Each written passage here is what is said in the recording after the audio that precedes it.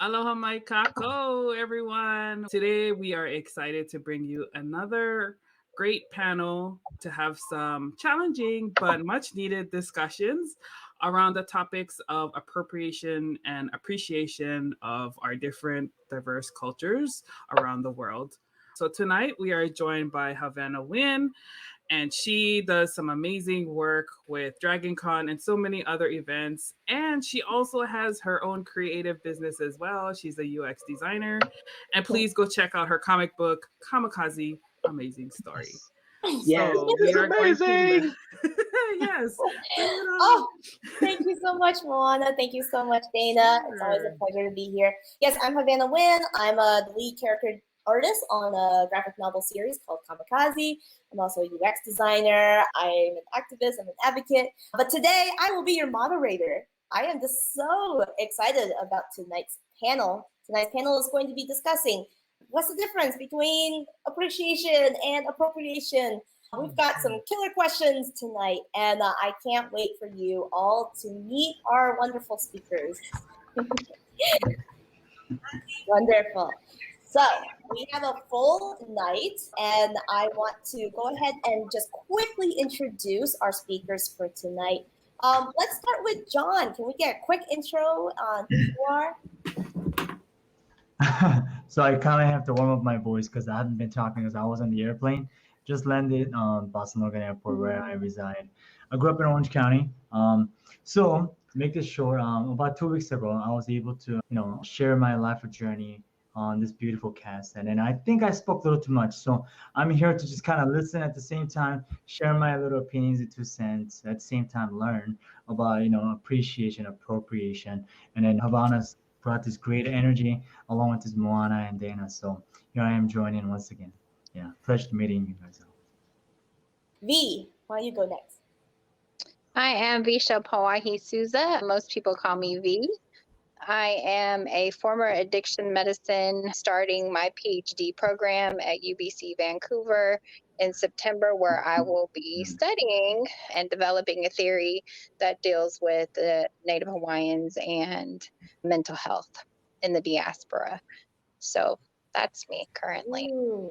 Thank you, Dana, and thank you, Moana. As always, I've been a little frequent panelist here lately, and just glad to be here with everybody on this panel. I'm pretty excited about the topic, so thank you.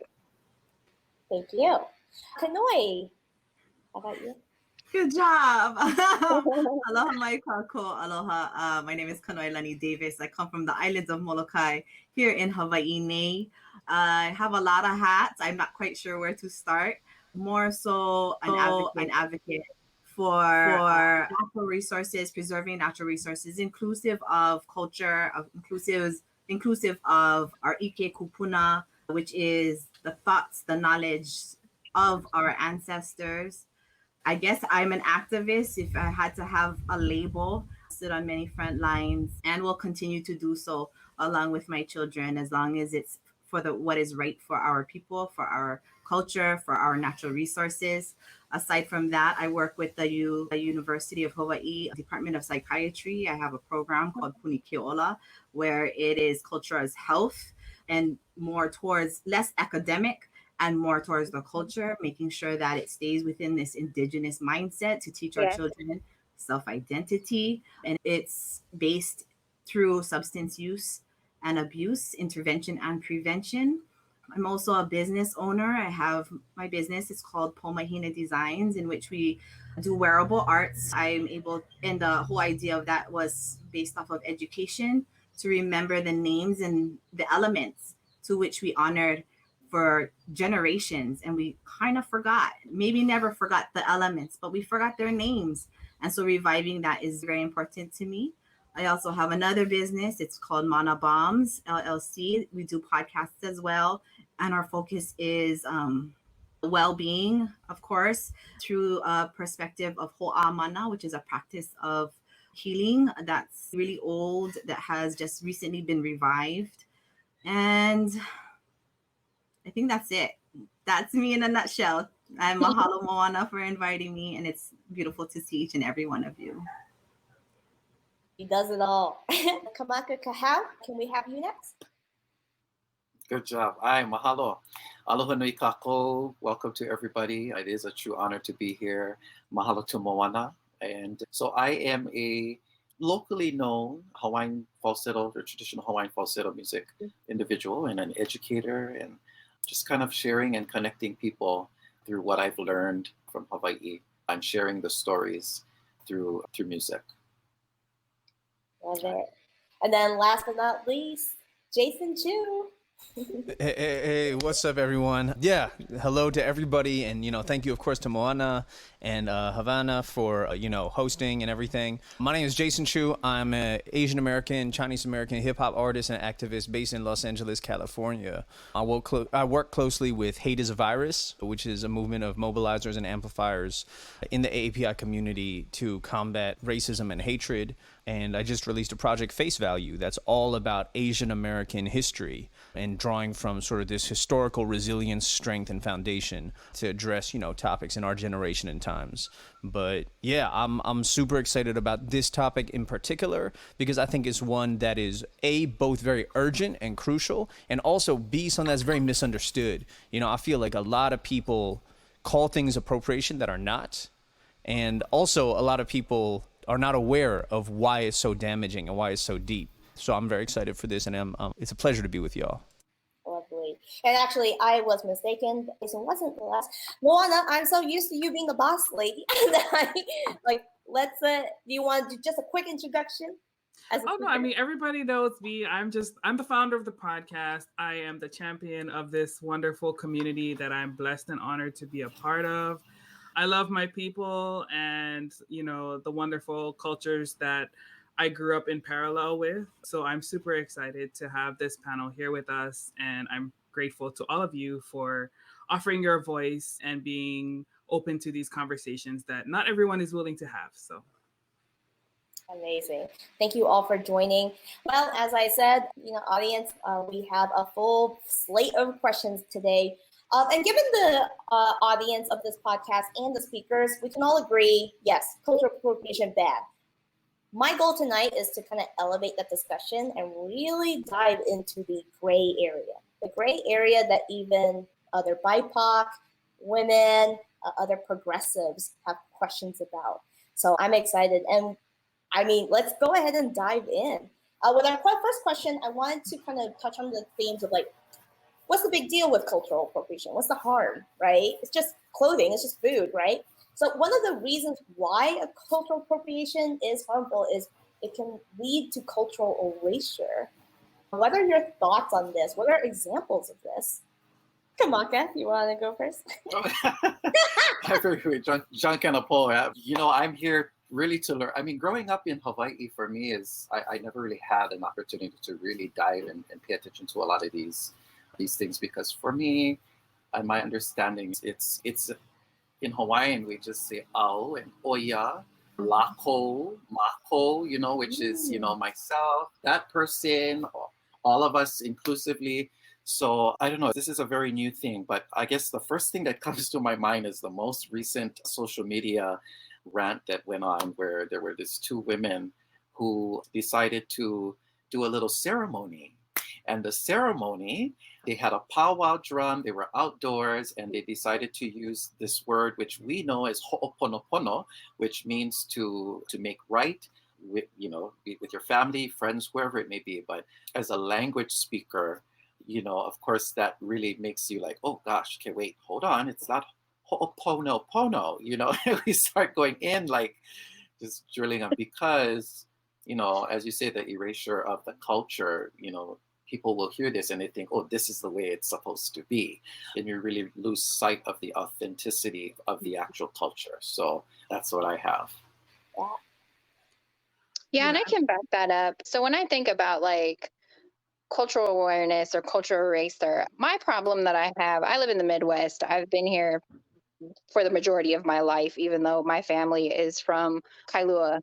And so the problem I have here, and that I have always had, was how luau's are portrayed.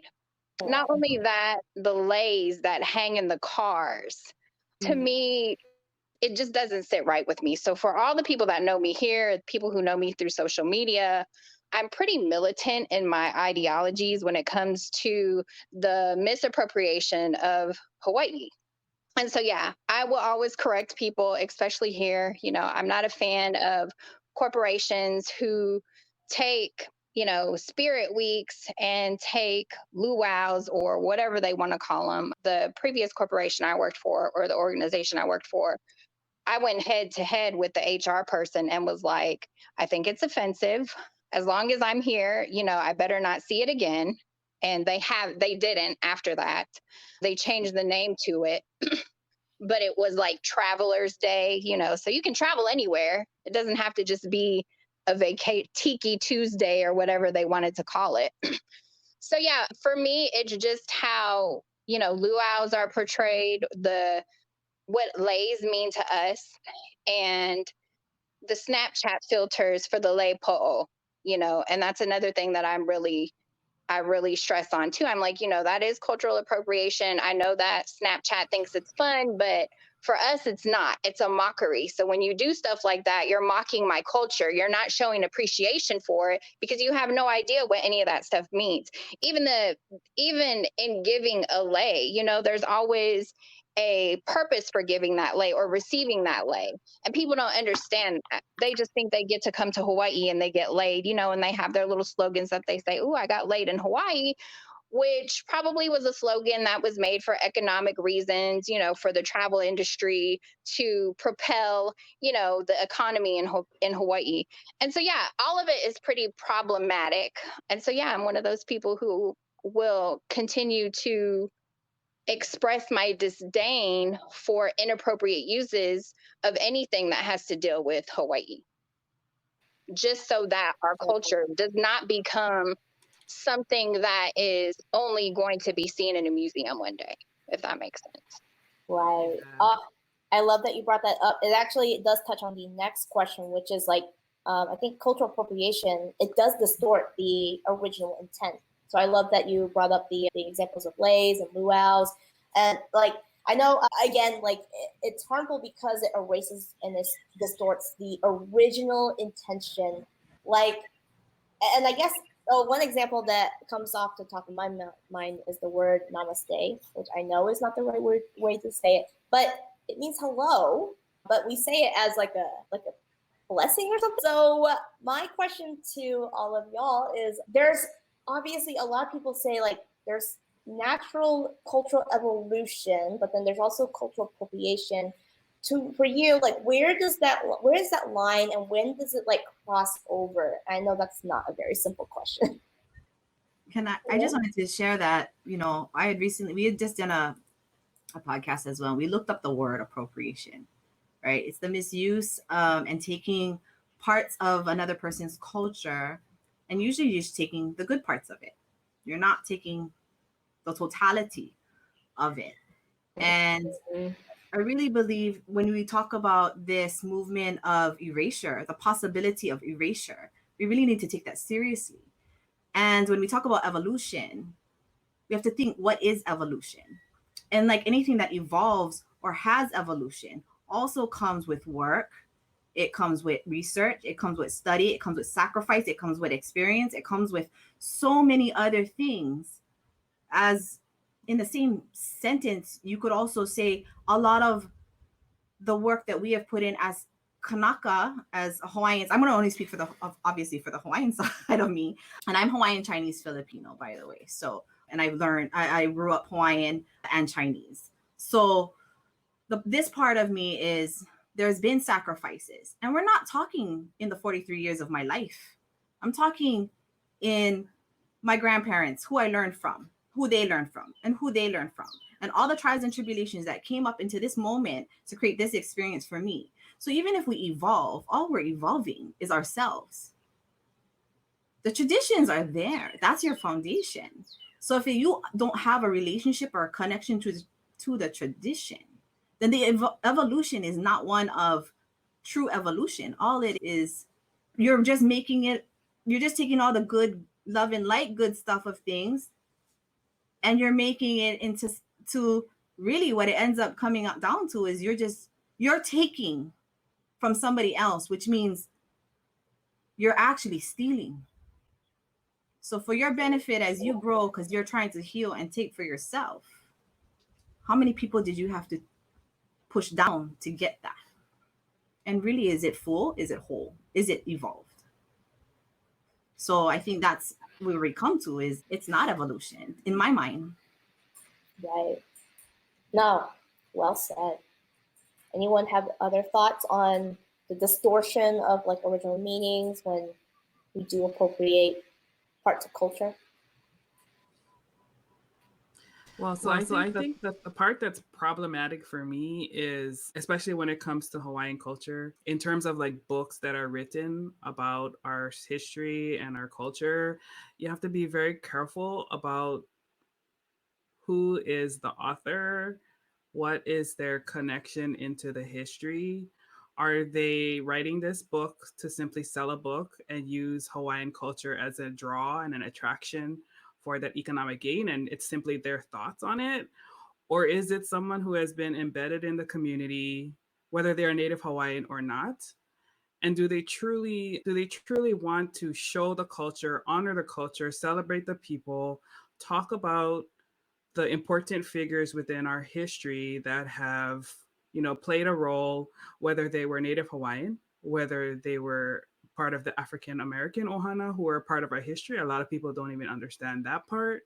So that's it's critical to understand that, because if you're looking at the wrong source, they can totally distort, especially for people who have not been to Hawaii, who do not understand it, right? So somebody who's picking it up as an early learner to Hawaiian culture, it's really important for you to be diligent about the sources that you pick, because if it's the wrong one, then you're learning a whole, wrong part of history, and it Right. becomes even more offensive when you try to connect with people who are native or who are of a given culture, whether it be Hawaiian or another one. And the thing that comes to mind for me is like when people try to speak to me about Hawaii, they hear that I'm from Hawaii, and they're like, "Oh my gosh, I went on this trip to, like I was in Maui, or I was stationed somewhere," and they automatically like it's that. And I'm thinking to myself, like, "Oh, I'm so mahalo that you had your great vacation, but like there's so much more than Hawaii. Like, do you know anything about the people who are there? Did you even Mm. take the attempt to understand the culture besides you taking from it? Oh, I'm here, look, Snapchat, take all my pictures. I got, like I'm over here endangering myself, right? Like going to these beautiful things that you see on the internet. And Kanoi touched on this, in her podcast last week about like sucking up resources from the community in a way you're not thinking about. Because if you go out to this place that you think is beautiful, but it's like off the beaten path and you get hurt, this one drives me insane, because our first response rescuers have to go and help you and risk their own lives for your ignorance and your exploitation of our land, right? So it's a long way to say, like I could go off Oh, on this, but let me that is myself. very fascinating. And V, I see that you had a very a reaction to what she said. What's on your mind? I do. I have all kind of reactions. First, I stan Kamaka, like I've stan Kamaka since I seen him on the sing along for OEVA. So just like knowing a little bit about what I've read about Kamaka and his story, it kind of reminds me of the appreciation that he continues to show to our culture, all the way down to even learning our language. So when I think about like tourists, I am not a fan of a tourist. I'm not. And again, I do not hesitate to say that to the people that I know, especially when they talk about, oh, I've been to Hawaii, I cringe, or if they say, oh, yeah, I'm going to Hawaii in June or I'm going to Hawaii in July, like I cringe and I'll tell them, what is your purpose? Because if your purpose is just to go to the beach and frolic and play, you're actually causing my people harm. You're not doing anything for the lahui. And so it blows their mind that I'm talking to them like that, but that's exactly how I feel. I'll say I can give you places for you to go visit. If you go learn something, then by all means, go visit. But if you're just going there, you're not showing any kind of respect to my people. You're not showing any kind of appreciation for our culture, nor are you trying to preserve it. Especially when people tell me they are moving to Hawaii. You know, oh, my husband's military, we're moving to Hawaii. I'm like, yeah, I'm probably not the best person to talk to about that. You know, and again, I don't hesitate to say that. I say it from like, I mean, well, like, I love people. I do. I want people to come visit Hawaii. I want them to like learn about us. You know, I want that, but do it in a respectful manner. And by all means, if you know somebody there, let them show you. You know, I invite my friends all the time with me. Like, if you want to go, I will show you. I will go to the Iolani Palace 30,000 times if I have to with all my friends. I don't mind that as long as you're learning something. But if you're going there and you're not preserving our culture, some of the Kia'i I met when I was on Mauna Kea, they were not, you know, they're not from Hawaii, but they practice all of our traditions. They, you know, spoke Hawaiian. They know how to cultivate the land. They dance hula, you know, and it was just like, okay, you can be up here with us because you're an ally to my people. I see that you're preserving us. But if you're not going to preserve us, I don't want you there.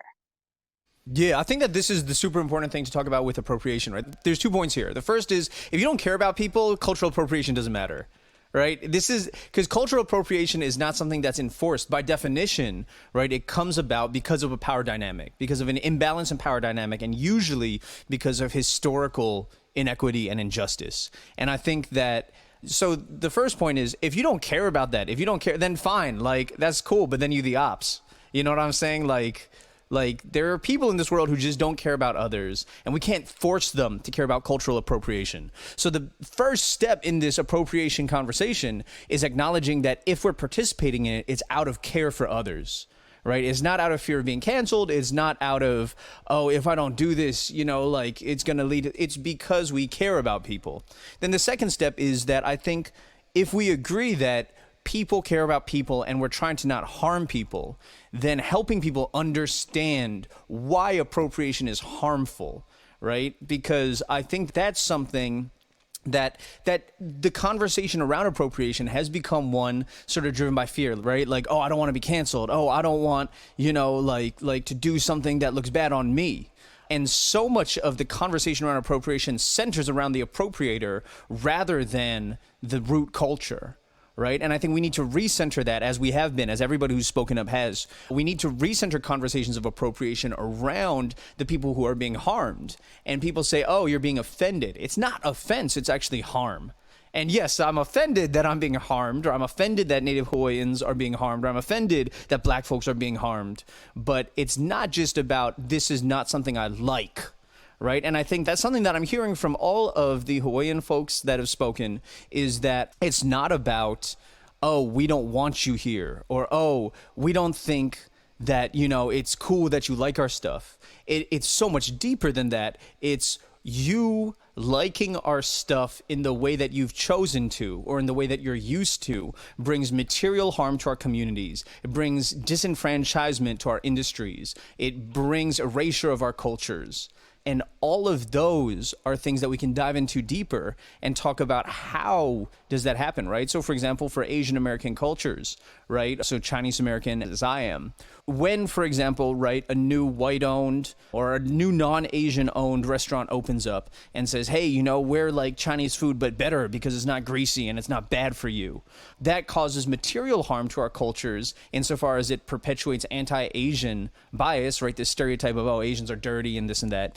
And it also perpetuates economic damage insofar as it actively drives consumers away from mom and pop restaurants, away from restaurants that deserve that traffic, because not only, and I'm not somebody, so another thing that I'll put out, and this may be controversial and I'm okay talking about it, I'm not somebody who says, just because I was here first, I'm the only one who can do it.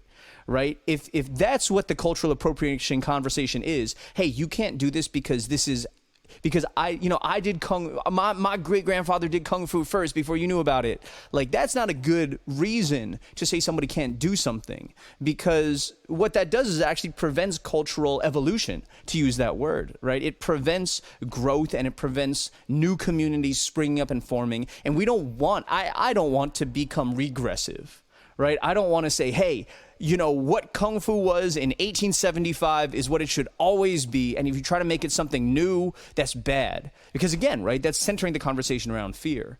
But I do want to say, hey, you know, Chinatown elders who may have been practicing Tai Chi for their whole life, like they get kicked out of parks, or the parks get closed on them, or they don't get spaces and community centers. Whereas, you know, white-owned businesses that promote like holistic health get prime real estate, and landowners will sign them to better deals, and banks will give them loans, business loans for rent. Right. So I think we got to be very careful to not talk about it just in a sense of regressive. You don't look like you belong, so you can't be a part of this. But we do have to make it this calling in, right? Are you coming into this culture, or are you just skimming off the top and not actually participating in a deeper way? Oh, I love that. There's so many things that you mentioned that I think we could talk for hours on. John, do you have a reaction or response to what has been discussed? Yeah, I mean, it's kind of, as you guys, I was just kind of hearing out, you know, I was just kind of, I feel like someone's got a hammer and hit me, because I'm also learning a lot in that aspect, you know, because, you know, just again, you know, me, once again, you know, me actually born and raised in Korea, coming into America, a lot of people, even in California, have dreams about Hawaii, you know, because a lot of my friends growing up were Samoans, and I know you got to come to Hawaii, you got to come to my island. All the tattoos that we, you know, we have different culture. We'll show you how to party, we'll show you how to dance, we'll show you how to eat and all that. Those things are all great, but me, now that, because Pauahi, as you're telling me, all these, you know, it's these luxury thoughts of me being in Hawaii, just getting photos of my family's memories. Also, that is beautiful. It just, I never really thought about actually stepping back to actually fully take that in, what the culture and philosophy of actual Hawaii, each native in that city was. I never actually once thought about it. Even for me and my wife, as we're actually supposed to travel to Hawaii after just about LA. We just came back today, but because we were, the reason why we didn't go, because my wife's friend actually just got COVID on the way back. But I'm not trying to talk about negativity here, but because so many people are going to Hawaii, because a lot of people are showing interest this past couple of months, because they don't allow any vaccination or any check, which I get it, because that is a more open land compared to Los Angeles or New York City. But you know, it's just, for me, it's like, wow, you know, I was kind of, I'm sure my reason of just taking my family, spending the vacation and leisure time, that could be kind of stupefying for a lot of people. It could be a little bit more, I could have thought a little bit more in the sense of actually knowing the culture, teaching my daughter what history is all about, what the actual native people, what they live with, just experience their life. So it's just, for me, I do kind of feel guilty. Please do forgive me, because I fell into one of those people living in America, dreaming about going to Hawaii just for a leisure purpose, taking Instagram photos and take great great food and all that. But it just, for me, it was kind of another epiphany moment. It's like, wow, I still have a long way to go. You know what I mean? But you know, Jason really brought a great moment of, you know, just, it's truly just, even for a moment, to think about the food culture, how we are brought up, the why we are the way we are, even respecting other, every little thing that we do, there has to be a reason why we are the way we are, whether it be Asian Americans, even those folks growing up in Hawaii, just so many other cultures. So it just, I think it just, if you're kind of mindful and just internally think about reason the way we are, rather than easily, okay, why you guys are the way you are, you know? So it just, for me as a father raising my daughter, once again, it just allowed me to question myself, how to properly educate and teach children, new generation, so on and so forth. Oh, thank you so much for that, John. That's great, and thanks for your honesty. And Jason, you mentioned something, like, I love that you said so much of the conversations around appropriation centers around the appropriator, because it's like centered around this topic of like the fear of being canceled. I'm interested in Kanoe's and V's reactions to that. Kamaka, would love your input on that too. First, I want to just express too, you know, John, don't ever feel guilty for reflecting, for hearing, for learning, for wanting, for receiving. You cannot. The fact that you have the ability and the empathy and the understanding to do so is what we want. That's exactly what we desire. Be more like John, people.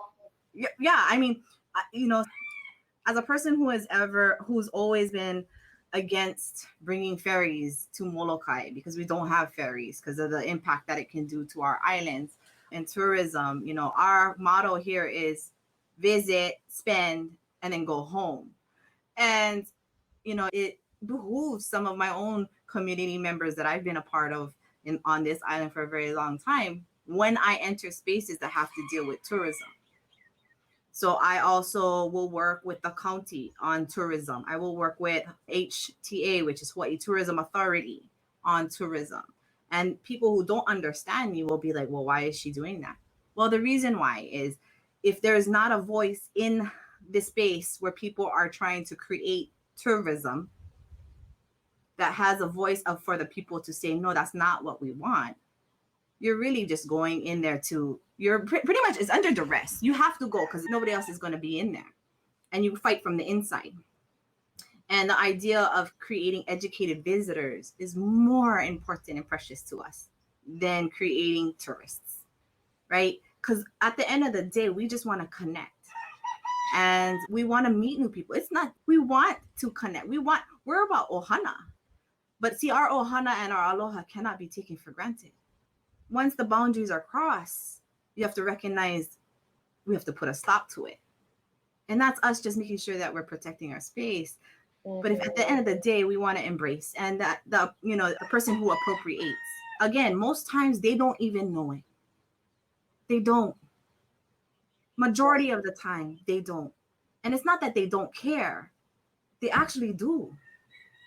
They just don't know how to care for us. And so the more we talk about these things, the more we have a voice in certain spaces that are creating these spaces for those people to come in, we can tell them exactly how we want to be treated.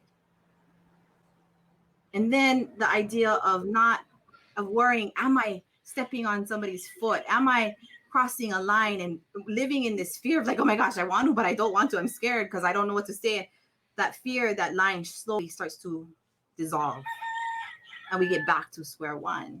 And so it's like you said, Jason, right? It's the idea of the evolution is not in a sense of shifting everything of the past, our foundation. All it is, we're making that foundation appropriate for today. And that's what it comes down to. And today, our mindsets are different. Today, we forgot, even ourselves. And so this is where we just got to remember and then share. So, it's not always their fault. It's not always my fault that I don't know either.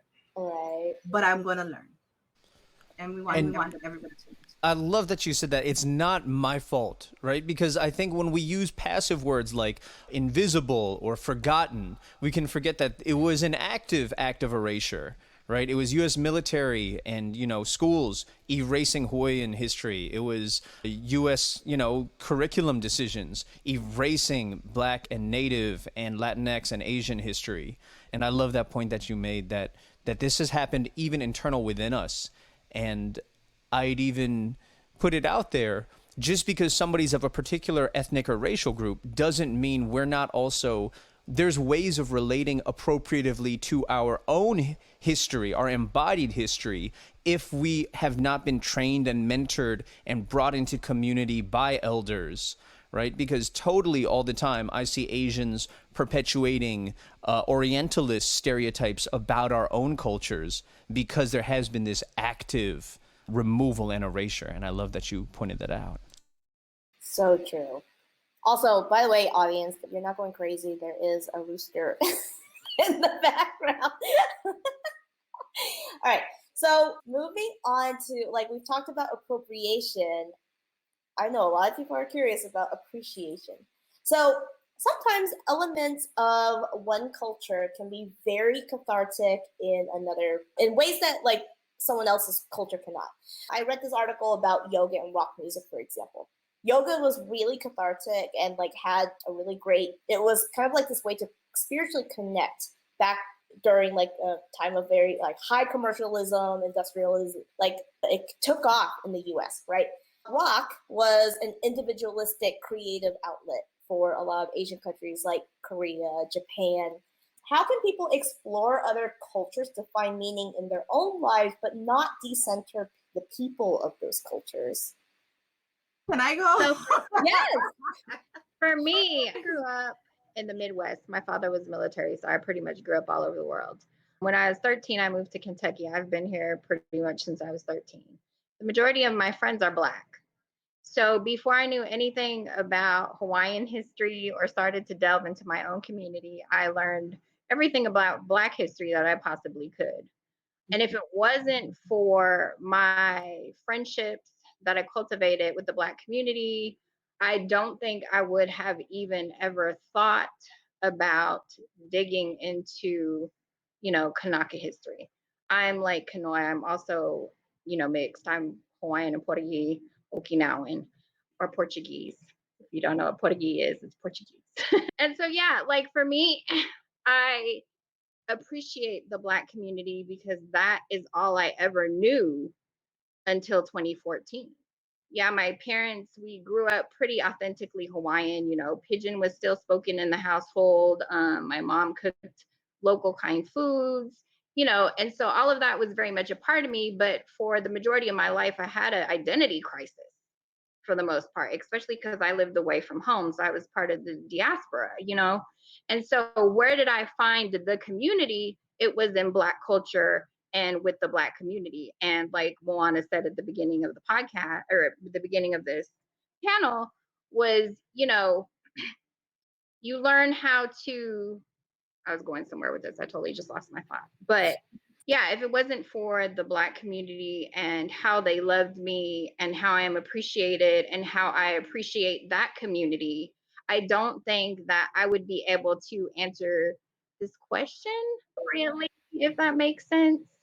Just because I know what that feels like to have a community love you and appreciate you that you don't even come from. And so I gained all of that in learning that, oh, here's what I was going to say. Moana had said that, a lot of people don't know that the Black community and the Kanaka community are closely connected. And so that's what I learned through rediscovering what it meant to be Hawaiian to me. And like just listening to Kanoi's introduction, I'm like, oh, we definitely have to connect afterwards, especially because of the work that she does. And so, yeah, I say all that to say the fascination of who we are, because so many people are fascinated with us. They don't know how to appreciate us or love us or connect with us or show sincerity to who we are as a people, because like we've said on this panel, is it's not that they don't, it's just we don't know how.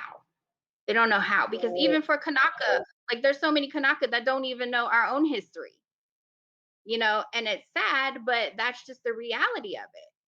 And so just being part of different communities who accept us and love us makes me realize that I can also be an advocate for my community as well as another community. Sorry, I went on a tangent there. No, I love it. Kanoi?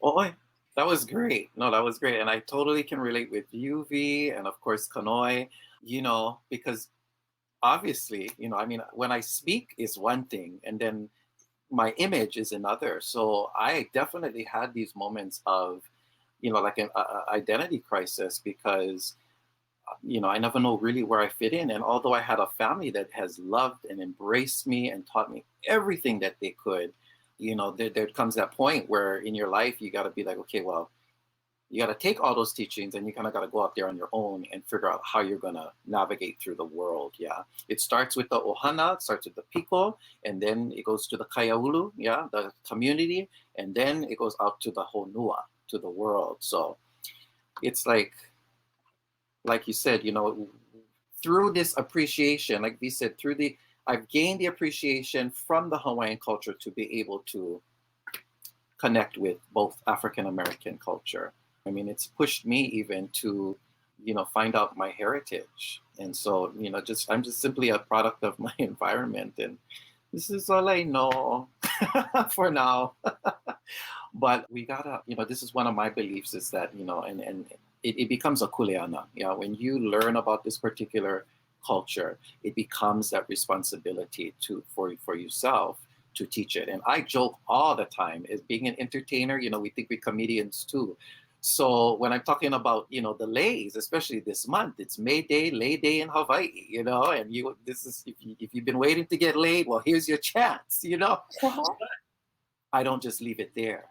I have to talk about what the significance of the lei is, and why, where this particular pua or flower comes from, and how we honor the aina. The aina has been here for longer than we have, yeah? So it's very important for us to follow up with, and at least for me anyway, to follow up with what we learn and to teach correctly. Oh, mahalo. Yeah, I just wanted to share also that I think V or Pauahi, she shared it very clearly. Like, part of it is understanding who you are, even as you get into other people's, you talked about music, you talked about rap, you talked about hip hop, you talked about even yoga, I think getting into another culture or something that maybe is not of your culture, I think one of the greatest gift that you can give yourself is knowing also your own. So a lot of the times when I go out and I do workshops, I always end up in those workshops where everybody's the Hawaiian massage practitioner. And I'm going, oh, okay, not one person is Hawaiian, not one person has lived in Hawaii, not one person has even can call their genealogy of their Lomi teachers beyond them. And I'm like, okay, well, and I asked, so why do you do this? Because I want to know, what is your reason? What's your intent? Well, it's healing. It heals me. I like the feeling, and I don't want to heal others. And I'm like, okay, great.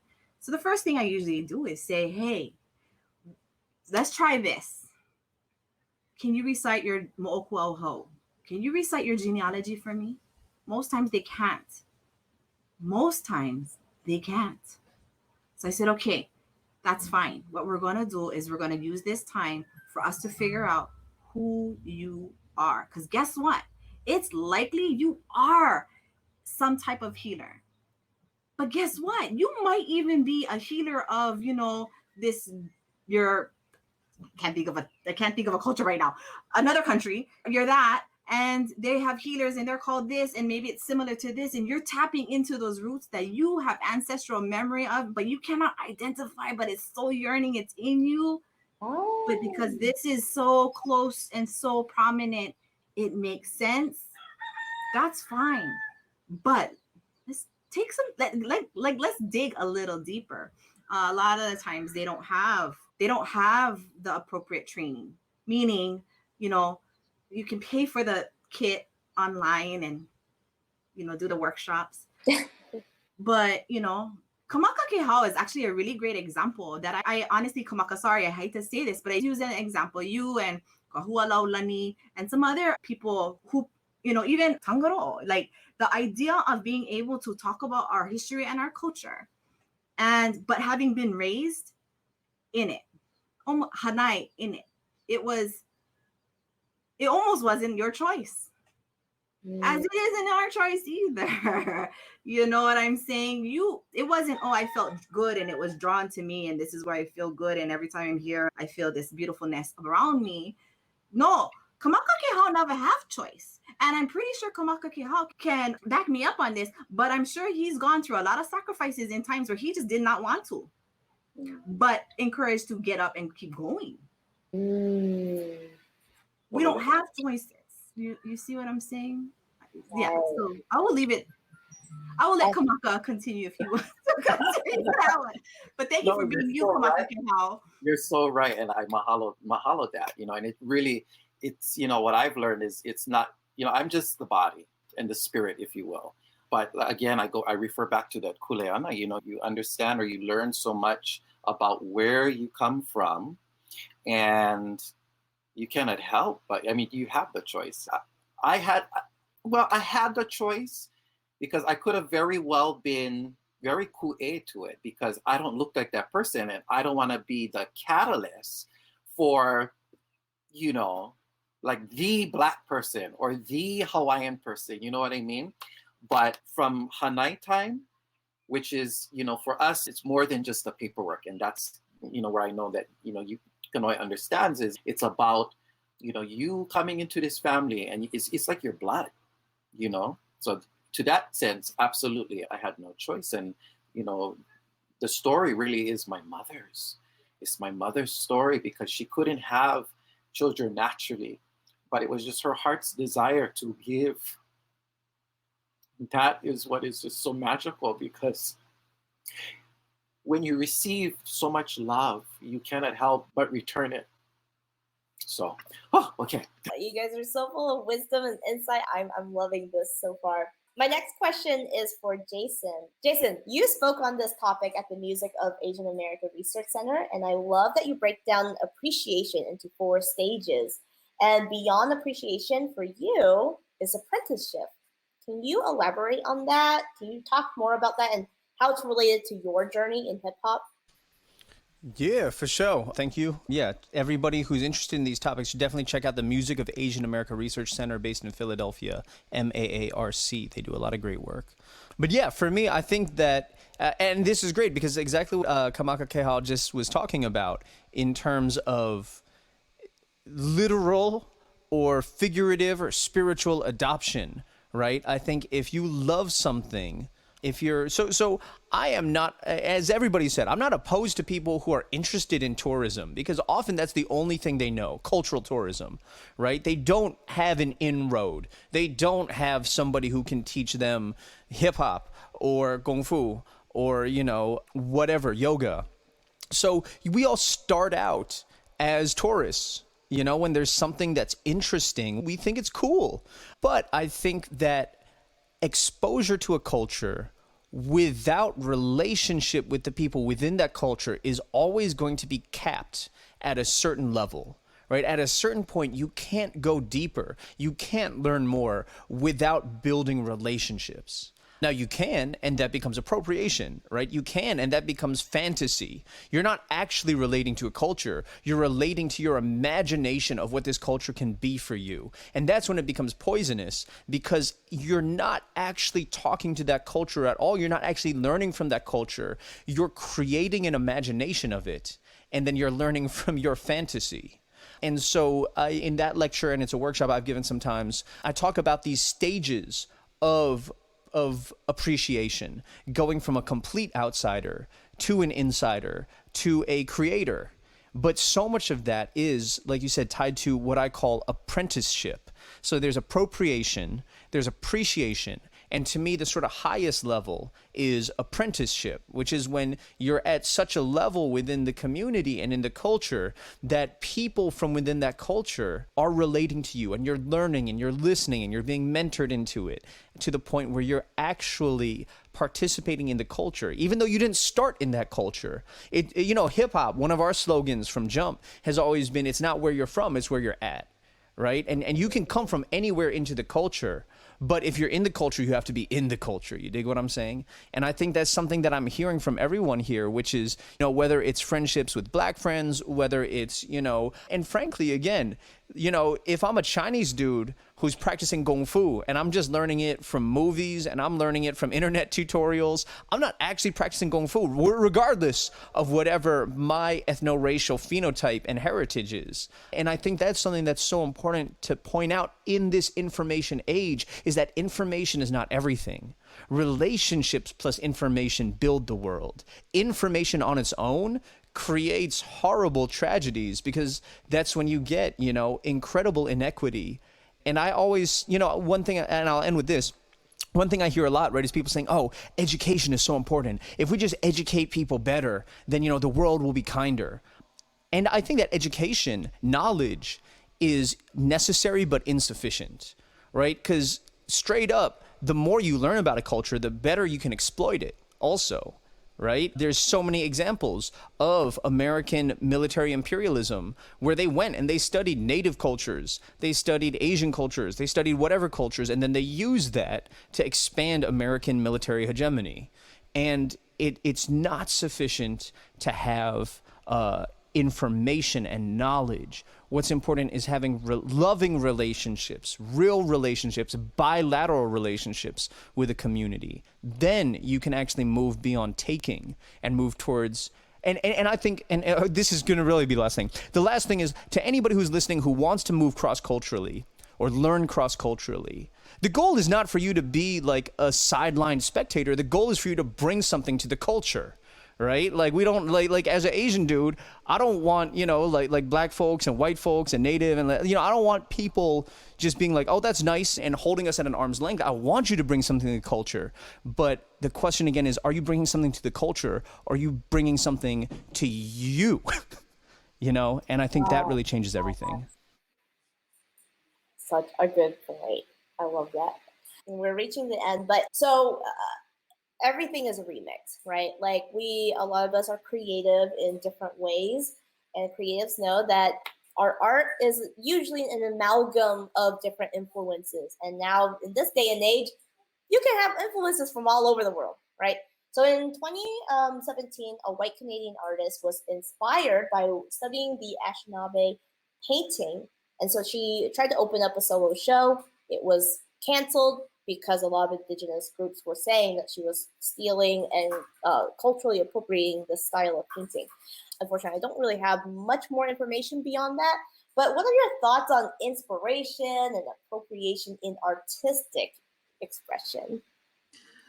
I think it goes back to what Jason was just saying in terms of like, do you have a relationship with the culture? Right. Are you invested into the culture, right? Like, and it's because culture kind of insinuates community. So that means it's not just about you and what you're trying to take from it. It's about your contributions to it as well, driving, you know, Jason's point home. Yeah. I love that. That's so great. And then finally, I selfishly want to know, I know John's mentioned this, I know a lot of people on Instagram and Twitter were wanting me to ask this, but what's a non-sucky way to visit Hawaii? I would say number one, send an email to moananuipodcast@gmail.com. Seek us out. Like perhaps we can have a panel on like, you know, in more depth on how to come and visit Hawaii with respect, you know, like learning a little bit about our people, actually seeking out the local community, right? Don't stay in the resorts and be like, oh, I'm going to be over here. You know, like, why are you going to come to our island and just sit in your hotel? You can do that anywhere, right? Like come into the local communities, come with respect, right? Don't come with that. I've traveled overseas, right? And so a lot of things that I've heard from other people in other countries is Americans have an arrogance to us when we're in other places. We expect that the way our lifestyle is at home is how we can go no matter where we are in the world, right? And that's not how you come. Like, you know, the whole saying, do in Rome as the Romans do, or whatever that is, right? But like, understand that you're walking into a foreign environment and adjust your perspective as such. Come with respect, understanding that this is no longer the place and the environment of which you are familiar, and tread, you know, not tread lightly, but walk lightly, walk with respect, and walk with an attitude of what can I take away from this experience, wherever it is that you might be. Yeah. And if I may just add on that too, you know, a lot of people often always do the, well, you know, you are part of, you're part of the, you know, the United States. But rather than the label, learn again, like the people, learn about the people, because the attitude and the mannerisms are a whole different thing. Even when you go to, you know, I traveled to Japan, you know, a lot, you know, that's, I have to learn their ways. I cannot be over there and think I know it all. So mahalo for that, Moana. I'll back that up. Come observing. Observation is always great to do first, all senses, and be open to embrace, to learn, to receive, to understand. Those are all the things that we would want for us to do ourselves in somebody else's home when we enter it, as we would want for somebody else to walk into our home when they enter. That it's not like everywhere else. It's not like what you see in the pamphlets. We're people. And we have feelings. And we're very protective. But yes, come observing and open, because guess what? Sometimes when you're open enough, just enough, and humble enough, you will be served more than you could ever imagine. That's just how our people are. But yeah, so that's backing up their manao or their thoughts. V, Yeah. do you have any? Oh, sorry. No, it's okay. I was just going to say, can I add one more thing? Because this is something that I have heard sentiments that like people from Hawaii are racist, or, and this is usually from a Caucasian perspective, right? Like, they treat us horribly, right? So this is back to the point of like where you have to understand our history and our experiences of people who look like you and who have come with an attitude of entitlement. We do not respond well to that. So as long as you, again, once again, come with respect, the aloha spirit is real, and it's not just the word aloha. Like as Kanoe said, if you come correctly, you will be served in like, this is why people love Hawaii, because our people, this is natural for us. But we're protective because we have been exploited and we continue to be exploited. So yeah, I always like, my hackles come up when people say, oh, Hawaiians are this or Hawaiians are that. I'm like, okay, how did you approach them though? Because that's the thing. Like, did you come over Yes. there thinking you know everything? Or did you come and just saying, oh, hello, aloha, how are you? Can you help me learn about what it is to be here? Or did you come in and be like, oh, I go get my bag and, like, whatever, that Hawaiian over there, they're so lazy, like those kinds of things come like that. And I'm just, yeah, you will not see the good side of us. That's a great point. And keep having these conversations. Yeah. Yes. So you guys are gonna be saying this again at the end, but I really employ that. Is how can you get involved? Talk about it. Yeah. Absolutely. Yes. No, thank you all so much. Like, I think all of you raised really powerful points. To summarize, sounds like to appreciate you gotta bring something. You can't just like watch by the sidelines, right? And also, what I heard was pay attention to the source of what you're reading and consuming. Build relationships. There's going to be a wall where you can't really learn further without building those relationships. And also, don't censor yourself or your fear of cancellation when it comes to these conversations. Thank you all so much. I wish I could go on for a couple more hours. There's still so many questions, but for people who want to learn more and want to reach out to you directly, how can they get in touch? I'll start with Moana. Well, you guys are here right now, but the best way to stay in touch is to continue to follow the Moana Nui podcast on YouTube, on Twitch, on Facebook. And we also have our audio recordings on all podcast platforms, so you can listen as you commute or do chores around the house. That's the best way to stay in touch and help us continue to have these conversations and learn from the wonderful people who are brave enough to come and share their voices. I love it. John, how about you? Where can we find you? Well, for the most part, I forgot to mention I'm a stay-home dad, but my wife just graduated, so time will allow me to have more time to actually link up with a lot more people, including these beautiful individuals here, including Dana. So Facebook, Instagram, John Ham, D John Ham. You guys are able to find through Moana because she's like the center core to this beautiful movement. But once again, Havana, thank you too as well. It's just been amazing questions, and for you to smoothly lead this panel. So Kamakakehau? Yeah. Eo mahalo Havana. Havana. Havana. Okay, that's important. Knowing people's name.